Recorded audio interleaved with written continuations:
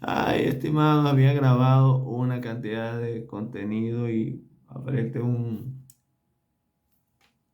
una tecla por error y paró todo. Vamos a iniciar de nuevo. Bienvenidos al comentario. Bueno, puede hasta quede mejor que el anterior. Bienvenidos a la reflexión sobre la unidad 2. Ya se las había prometido y pues bueno, hoy ya tengo pues el tiempo, ya es el tiempo de yo lanzarla y ahora la comparto con ustedes. Es el comentario sobre la unidad 2, que es la unidad de la cual ya liberamos la pauta pedagógica y la pauta de evaluación. La unidad 2, ya yo les había comentado en la parte anterior, en el comentario sobre la evaluación. La unidad 2 es una unidad que es muy densa, es la más densa y probablemente es el corazón de nuestro seminario de filosofía de la ciencia. Y básicamente, pues el corazón, sí.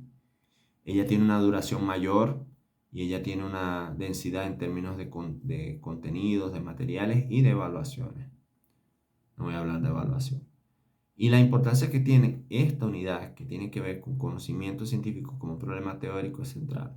Nosotros vamos a analizar y estamos analizando un autor, no sé si era conocido para ustedes, David Bloor, que es el padre de la propuesta o del programa fuerte en sociología del conocimiento. La sociología del conocimiento es un área que no es nueva, no la creó Bloor. Bloor creó o sistematizó su programa fuerte, pero ya viene de unas propuestas pasadas con Merton, por ejemplo, Mannheim, por ejemplo, se nutre de algunos, todo lo que es hoy con programa de filosofía del conocimiento fue alguna vez, viene derivado de elementos y de discusiones con Durkheim, en fin, toda una serie de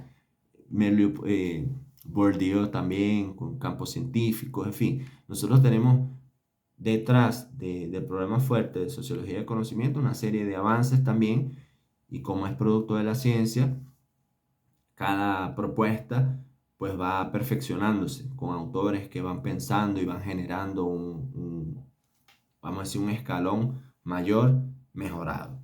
Nosotros empezamos a ver el programa de sociología o la sociología dentro de los procesos científicos cuando nosotros abordamos a las ciencias sociales. Nosotros estamos dentro del paradigma de las ciencias sociales porque un doctorado en ciencias gerenciales, él es ciencia social. Y eso es muy importante y nosotros no debemos perderlo de vista. Y ahí es que yo hago la propuesta. Nuestra propuesta de seminario se basa básicamente en las ciencias sociales como piedra, como elemento, como ciencia. Se basa como enfoque en los estudios sociales de ciencia y tecnología y va a tener de alguna forma un abordaje sociológico marcado. Sin embargo, nosotros vemos más adelante, nosotros vamos a ver a Kant, vamos a ver a Popper y vamos a terminar con Fleck, que es una propuesta, la de los estilos de pensamiento, los colectivos de pensamiento. Es interesante también, yo hecho que van a gustar también de esa lectura. Pero regresando aquí al programa de sociología del conocimiento, la sociología del conocimiento, ella erróneamente ha sido vinculada con propuestas constructivistas. Y es lo primero que nosotros tenemos que destacar acá. El programa fuerte en sociología del conocimiento no es constructivismo. Y yo creo que nunca fue constructivismo asumir la sociología del conocimiento dentro de ella, ¿no? Como un elemento constructivista. Que no quiere decir que no haya científicos que asuman un abordaje constructivista del conocimiento. Es decir, que los significados del mundo son construidos, son intersubjetivos. Entonces no tiene que ver con eso. El programa fuerte hoy en sociología del conocimiento, él va más hacia las consecuencias que producen en los sujetos investigadores científicos todos los procesos sociales en los cuales están insertos, instituciones, políticas de ciencia y tecnología, financiamiento, dinámicas globales. Si todos esos elementos de alguna forma inciden en la forma en la que los sujetos científicos producen ciencia. Entonces, la sociología del conocimiento va ahí. A ella no le interesa cómo los científicos se agrupan, qué piensan los científicos de la ciencia, en el sentido ese, qué es ciencia, qué es objeto, qué es sujeto, no. Realmente son cómo nosotros reaccionamos a todos los procesos en los que nosotros estamos envueltos. Financiamiento, formación, institución sobre todo. En un inicio, el programa de sociología fuerte, ustedes lo van a ver en las lecturas y aquí está marcado. Nosotros vamos a ver, por ejemplo, el nombre de Karl Merton, la sociología mertoniana, Mannheim, Durkheim, Bourdieu. Si son nombres que no son desconocidos para nosotros, los hemos visto. Bueno, todos ellos son sociólogos. Entonces, el campo de la filosofía, de la sociología, perdón, ha estado siempre dentro de los procesos, intentando así como la historia de la filosofía, la historia del conocimiento, la psicología del conocimiento, de la ciencia, la historia de la ciencia. Ahora la sociología de la ciencia, la antropología de la ciencia es otro campo también que yo estoy interesado.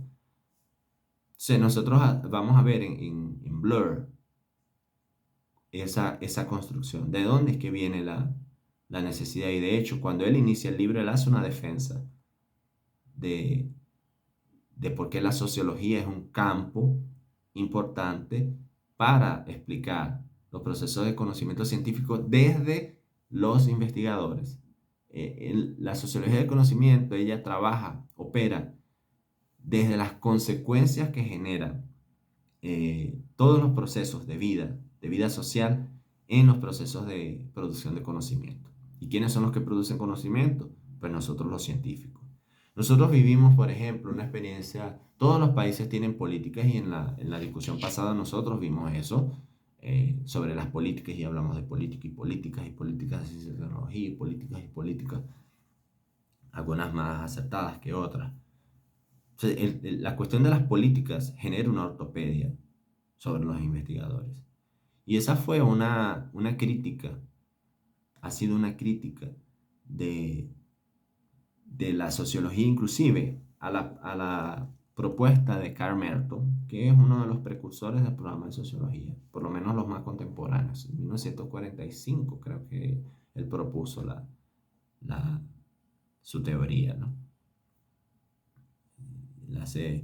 Habla de un ethos, de un ethos de la ciencia, de factores de reconocimiento y de recompensa. ¿Hay un ethos? Sí. ¿Hay un comportamiento de los científicos? Sí. Entonces, ese comportamiento está regido ¿cómo? ¿Cómo opera el comportamiento de los científicos? ¿Quién manda sobre los científicos? ¿Es tan autónoma la actividad científica? Realmente, para mí es una actividad artística, para mí es una actividad de arte, pero es tan autónoma y por eso ese es un elemento que yo les dejo ahí.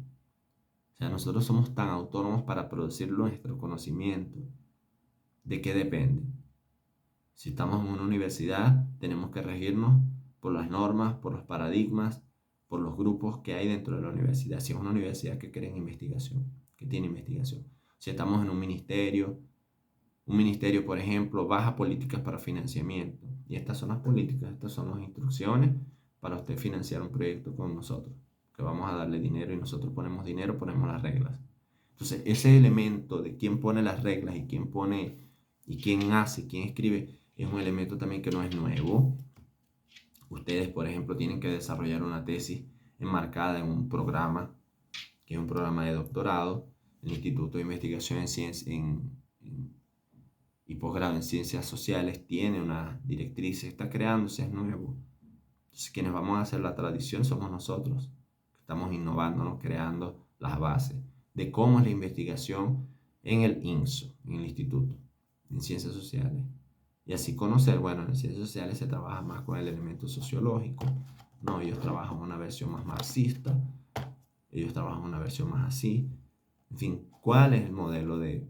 Y esto es importante, y quiero que lo tengan claro para su proyecto de investigación. Cuando nosotros asumimos una tesis, y es lo que yo hago tradicionalmente, me dice, bueno, ¿qué es lo que buscas tú en una tesis? Pues bueno, básicamente una tesis de doctorado, una tesis en todo, un trabajo de investigación, pero vamos a hablar de una tesis de doctorado. Ella tiene que tener fortaleza en su componente empírico, en los hechos. Y la sociología, ella trabaja con categorías particulares, ella estudia las mismas discusiones de sujeto-objeto, pero ella tiene su separación. De hecho, la sociología, si nosotros vemos su método, se parece mucho al de la antropología. La antropología tiene su método todavía anclado, a pesar de que la sociología ha avanzado mucho.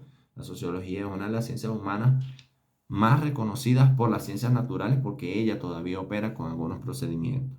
No es que digo que ella tiene que generar sus procedimientos independientes, no. Yo creo más bien que hay un proceso de fricción y nuestras ciencias humanas tienen que pasar por ese proceso de fricción. Nuestras ciencias sociales con ese proceso, tienen que pasar por ese proceso de fricción. No son ciencias naturales, pero tienen de alguna forma que orientar un camino. No es por ser humanas o por ser sociales que van a ser desordenadas. Y la propuesta de Blur, que está desarrollada ahí, es una propuesta que reconoce no los procesos constructivistas. Una cosa es hablar de procesos de construcción, pero construcción es a nivel general. Constructivista es otra cosa. Es un planteamiento hasta ideológico. Entonces, una crítica que se le ha hecho siempre al programa de sociología por desconocimiento es que él es constructivista. Y si es constructivista, la gente tiene que discutir primero lo que es una cosa para después salir. No. El programa fuerte de sociología de conocimiento, él opera en las consecuencias que generan los procesos sociales en la producción científica o en la forma en la que los científicos producen ciencia. Sociología tiene que ver con sujetos sociales. Entonces, eso es una reflexión que queda para ustedes, porque ustedes tienen que ustedes tienen que desarrollar su tesis en función básicamente de tres elementos: un componente empírico, un componente teórico y un componente metodológico epistemológico. Y eso tiene que estar claro. Siempre busco primero que el estudiante, más que domine una teoría que empieza a llenar el trabajo de Chavenato, de Kaplan y Norton, cómo, y ahí se hace una disertación de otro nivel. Y ahí no es una teoría, y ahí no son el nivel de análisis, por ejemplo, que usaríamos en una maestría en gerencia de la calidad y de la productividad, en gerencia pública. El nivel de análisis aumenta, porque se tiene que situar en una discusión filosófica, en una discusión científica, y tiene que dialogar problema, hechos que dan cuenta del problema, el abordaje metodológico y epistemológico y el abordaje teórico. Entonces, la filosofía, el programa fuerte de sociología es una propuesta que ustedes pues, tendrán que analizar. Y es bueno que vayan teniendo, que estas lecturas vayan generando en ustedes motivaciones, porque van a necesitar que su trabajo se fundamente en ese sentido. Es la base de nuestro seminario, esta propuesta sociológica de David Bloor. Cuando ustedes ya tienen la instrucción de leer 2 capítulos, de alguna forma, ustedes pueden leer todo el libro si quieren. Yo también, digo, bueno, le voy a poner 2 capítulos, no me voy a preguntar, pero si quiero leer, puedo leer todo el libro, léalo todo, si quieren. Yo le paso la versión en inglés también, si lo quiere leer. Pero la indicación para acá, para esta tarea, son 2 capítulos. Ya se les indicó. David Bloor, él hace, y aquí es la importancia de sus autores, y por eso Filosofía de la Ciencia, el seminario se diseñó, él respetó, vamos a decir, las propuestas que habían, pues, básicas, pero él avanzó en el sentido de generar una discusión en términos de ciencia, tecnología y sociedad. Y es importante. Entonces, nosotros entrar en ese plano de ciencia, tecnología y sociedad, y hay que entrar en el plano sociológico. Por eso consideré que esta propuesta de Bloor es una de las propuestas que pues mayor honor hará esto. Fueron autores que pude haber escogido Larry Laudan también, que no habla de avance científico ni crecimiento científico, sino de progreso científico. Pero bueno, hay que tomar también decisiones, porque no es la idea abrumarlos con tanto material. Entonces, cuando ustedes están elaborando su tesis, ella tiene que ser pensada en función de que ella tiene que tener una coherencia empírica los hechos. ¿Cuáles son los hechos de su problema? La famosa relación sujeto-objeto. ¿Cuál es la vinculación? Aquí se habla mucho de objeto de conocimiento. ¿Cuál es tu objeto de conocimiento? ¿Cuáles son tus sujetos? El segundo elemento es el componente teórico, que es la teoría, pero es importante que ustedes vean que su componente teórico no es llenar y hacer, no tengo que meterle teoría porque es el capítulo que más va a abultar la tesis gordas, tesis buenas, no lo hagan. Yo creo que la teoría ya, de hecho, vayan a las definiciones y abordajes de teoría, ¿no? ¿Cuál es el peso que ustedes le dan a sus teorías de entrada, teorías de servicio? Y finalmente el componente metodológico, que ya en realidad el componente metodológico se ve desde que ustedes empiezan a escribir la introducción. Metodológico y epistemológico. Esos son tres elementos que yo particularmente busco primero en un trabajo, ¿no? Porque básicamente un estudiante tiene que ser capaz, un doctor tiene que ser capaz de reconocer, de describir objetos de conocimiento en función de sus hechos, de lo que los caracterizan, tiene que saber abordar y tiene que saber reconocer el valor que tiene la teoría en su investigación. Ustedes tienen que tener claro el papel que tiene su teoría en la investigación. Y tres, el abordaje epistemológico metodológico, muy importante. ¿De dónde partimos? Las realidades construidas, realidades existen. Fíjense, el tema de la primera vertiente de estos estudios sociológicos, y es el ataque que los empiristas hacen a los sociólogos o a los que transitan dentro de una sociología del conocimiento, es que los objetos existen independientemente que ellos sean, vamos a decir, construidos o pensados intercolectivamente. Aquella metáfora de si un árbol cae en un bosque, un árbol enorme, cae, alguien le da, cae, un rayo cayó y bueno, sobre él y ahí vino para abajo. Pero no hay nadie por allí. El árbol hizo algún ruido en una discusión, un problema filosófico. No hay ruido si no hay nadie que lo escuche. Va a haber ruido independientemente de que haya alguien que lo escuche porque ya se sabe que los árboles cuando caen hacen ruido. Entonces ahí vemos nosotros las vertientes constructivistas y las vertientes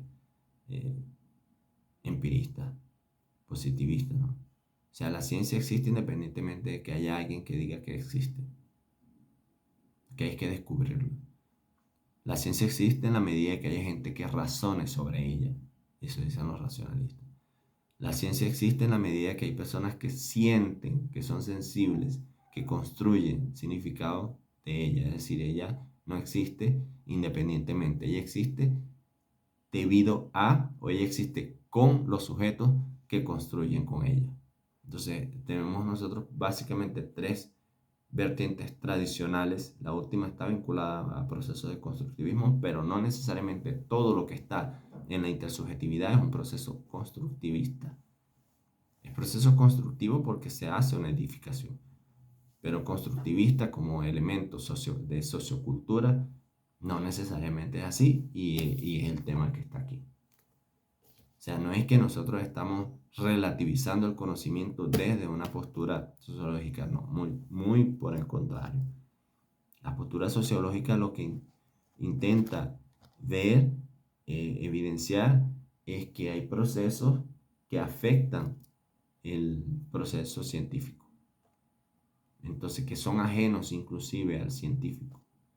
Entonces, ¿cómo nosotros lidiamos con eso? Muy importante. Los gobiernos, por ejemplo, y eso se discutió, se habló en la discusión, los gobiernos tienen mucho que ver ahí. Gobiernos que creen en ciencia e invierten, bueno, ¿cómo vamos a aumentar el presupuesto para ciencia? ¿Quiénes son los que van a operar esos procesos? Las universidades y los centros de investigación, pero también los ministerios que tienen unidades de investigación. Bueno, va a haber financiamiento. ¿Cuáles son las áreas de financiamiento? Fíjense que está ya terminando, o terminó ayer la COP, que es la conferencia Este café se enfrió. Que es la conferencia sobre el clima. Y es interesante cómo los países, los que llamamos del sur no desarrollados, le exigen a los países ricos: bueno, ustedes tienen que soltar dinero. Ustedes son los que más contaminan y nosotros somos los que más sufrimos el cambio climático. Aquí, en Mato Grosso del Sur, primero los sistemas, aquí todos los sistemas para financiamiento de proyectos y todo eso, sea con financiamiento o sin financiamiento, están en una plataforma, en un sistema. Actualmente coordino dos proyectos, uno de extensión y uno de innovación y desarrollo, que tiene que ver con la plataforma de la revista. Y estamos mejorando la indexación de la revista, ya la revista pasó por un proceso. Está pasando por un proceso. Ahora, si Dios quiere, el año que viene ya se presenta para Scopus. Pero todo proyecto que nosotros hacemos en el marco de la universidad tiene que primero pasar por esa plataforma, tener un visto bueno del consejo de facultad. Es una burocracia, pero es rápida. Pero en el formulario nosotros tenemos que señalar los objetivos de desarrollo de la Agenda 2030, la Agenda 2030, ¿no? ¿Cuáles objetivos están vinculados al desarrollo de ese trabajo? Pero hay otras áreas, por ejemplo, la Fundación de Desarrollo de la Ciencia, Tecnología, Investigación y Cultura del Estado. Aquí cada estado tiene una fundación para ciencia y tecnología. Las universidades tienen su fundación, pero los estados, aquí Mato Grosso del Sur, tienen su fundación. Es como si fuera un Fundacite Falcón, por ejemplo. Solo que operan con sus características y sus planes operativos y tal. Ellos mismos definen las agendas. Los proyectos que tienen que ver con ellos, nosotros tenemos que destacar cómo el proyecto tiene algún impacto con la cuestión ambiental. Aquí hay de hecho un área que es el área donde se enfocan los proyectos en los que yo participo, que son tecnologías asistivas y sociales. Y es importante ese término, porque yo nunca lo había visto: tecnologías asistivas y sociales. Tiene que ver con formas para disminuir pobreza, para disminuir desigualdades sociales a través de educación, de salud. Entonces son elementos bien, bien importantes, porque no está el área de humanas totalmente declarada, pero ya hay una vinculación. Y también está el elemento de la huella: cuánto de su proyecto va a evitar que haya contaminación. Sí, esa agenda verde dentro de los procesos científicos comienza a verse más, y probablemente ahora se vea más después de esta conferencia. Sin embargo, hay unas cosas bien interesantes también de análisis, que algunos países se salieron con la suya para no asumir algunas responsabilidades, pero esa es otra historia. Y finalmente con esto quiero culminar el comentario: el elemento de ciencia abierta es muy importante hoy.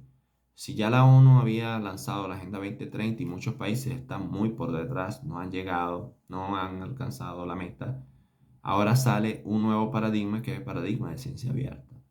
Y bueno, eso ha venido impulsado después de la pandemia y ya implica que los científicos debemos exponer, por ejemplo, nuestros datos, liberar nuestros datos. Las revistas podrían publicar nuestros datos también. Las revistas tienen que publicar los pareceres, los veredictos de nuestros artículos. Es decir, cuando el artículo es enviado, él tiene correcciones, tiene que tener esas correcciones, esos manuscritos se podrían publicar también. Es decir, las personas van a ver el artículo publicado, pero podrán ver todo el proceso por el que pasó ese artículo publicado. No es paradigma de ciencia abierta, hacerla llegar a más personas. Tiene que ver con la popularización, la divulgación, que las escuelas sepan lo que se está haciendo. Es decir, acercar los procesos de producción científica a los grupos, que no sea ya una actividad que depende nada más o que es realizada por un grupo de personas mal llamadas élites académicas formadas o ultra formadas. Yo creo que el elemento de la sociología del conocimiento es un elemento que puede aportar mucho a los análisis y las discusiones que ustedes están generando con sus proyectos de investigación. Y yo pido por favor que para la próxima discusión grupal nosotros pues pensemos también en nuestro proyecto. Son 2 capítulos. Como les dije, ustedes pueden seguir buscando información A mí no me gusta el profesor, pero podemos leer otras lecturas. Pueden, ustedes tienen libertad de hacer eso. O sea, dentro de la planificación que yo les pasé o las pautas que se den, las pautas pedagógicas, es lo básico, porque tengo que darlas. Entonces tampoco puedo, no pienso en todo en el sentido que, Dios mío, tengo que pensar en lo que fulano o fulana podría preguntar, porque hay cada cosa, muchachos. Entonces yo les pido también, no nos enfoquemos en tantos detalles que no aportan. Vamos a ir a la cosa grande, de verdad. Yo creo en la autonomía, creo que el sujeto tiene una autonomía, creo que ustedes tienen autonomía, tienen libertad de creación, porque esto tiene que ser un proceso de creación artística. A mí me gusta muchísimo escribir. Todo mi proceso de doctorado lo viví con una pasión porque, bueno, primero era una satisfacción personal, pero también era una exigencia institucional porque hice el doctorado con beca y de mi universidad. Entonces había un compromiso y siempre ha habido un compromiso de retribución, ¿saben? A pesar de que allá el doctorado es pago, porque ustedes están pagando, aquí particularmente en Brasil las universidades públicas, el 29% de las universidades públicas que tienen programas de posgrado, estos son gratuitos. Claro, no entra todo el mundo. Ahí hay procesos de selección en función del número de tutores. Pero aquí o allá, pago o no, debe haber un nivel de una retribución. Yo tengo que retribuir lo social. O sea, ¿qué hago yo? ¿Qué hace mi comunidad, mi universidad, mi institución con este doctorado? O estoy haciendo el doctorado para postillar e irme. Entonces yo creo que tiene que haber una vinculación. Cada quien hace lo que quiera con su doctorado. Pero sí hay una función ética que tiene que estar plasmada ahí. Es producción de conocimiento. No se forman doctorados para meterlos en doctores para que se vayan a meter en una oficina, a hacer formatos o llenar formularios, hacer encuestas o qué sé yo. Un doctorado es formación de alto nivel, creación de conocimiento de alto nivel, porque es el más alto nivel de elaboración que hay en Venezuela y en el mundo. Yo soy doctor y ya, soy doctor. Estoy haciendo postdoctorado, pero eso no me hace postdoctor. Es una actualización, estoy aprendiendo muchísimo y aplicando. Es otra función, ya es gerencia de proyectos, ya es liderar comunidades. Pero yo soy doctor, igual ustedes van a ser doctores y doctoras. Hagan postdoctorado, perfecto, pero siguen siendo doctores y doctoras. Entonces, con eso yo voy a culminar esta reflexión. Yo voy a abrir el canal por acá. Si hay alguna duda sobre este elemento, pueden hacerlo por acá. Algún comentario también. O por la comunidad de WhatsApp, o por mi correo electrónico, por mis vías de comunicación Twitter, por Instagram. Es decir, pueden sentirse libres en ese sentido de hacer comentarios también. De eso se trata porque este proyecto, este proceso es colaborativo también. Feliz día para ustedes, éxito en todas sus actividades.